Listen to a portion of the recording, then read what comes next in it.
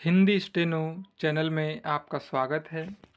आज हम बहुत महत्वपूर्ण डिक्टेशन लिखेंगे। अभी मैं यह जो मीटर होगा वह 80 से 100 के स्पीड के बीच होगा। स्टार्ट। उपाध्यक्ष महोदय, आप जानते हैं कि इस विधेयक पर आजकल जो बहस हुई है उसमें हमने पूरा विरोध किया है और इस संबंध में अपने तर्क पेश किए हैं। सरकार ने हमारे किसी भी सुझाव को स्वीकार करने से इनकार कर दिया है। जहां तक इस कानून को अमल में लाने का संबंध है, केंद्रीय सरकार पूरे तौर पर राज्य सरकारों पर निर्भर है।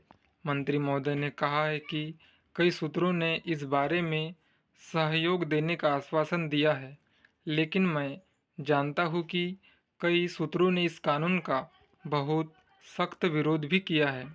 उनका कहना है कि केंद्रीय सरकार को किसी भी तरह सरकारी क्षेत्र की संस्थाओं के संबंध में अपने अधिकार को प्रयोग करने का प्रयास नहीं करना चाहिए।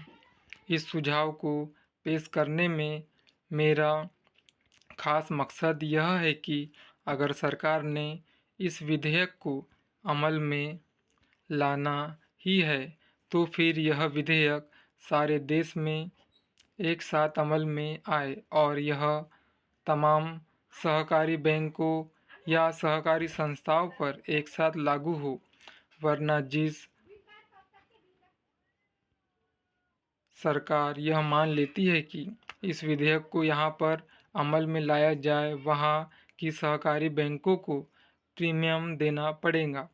इसका परिणाम यह होगा कि यह नया क्षेत्र उस सूत्रों के बैंकों पर नहीं पड़ेगा जिसकी सरकार इस विधेयक को मानने से इनकार करती है।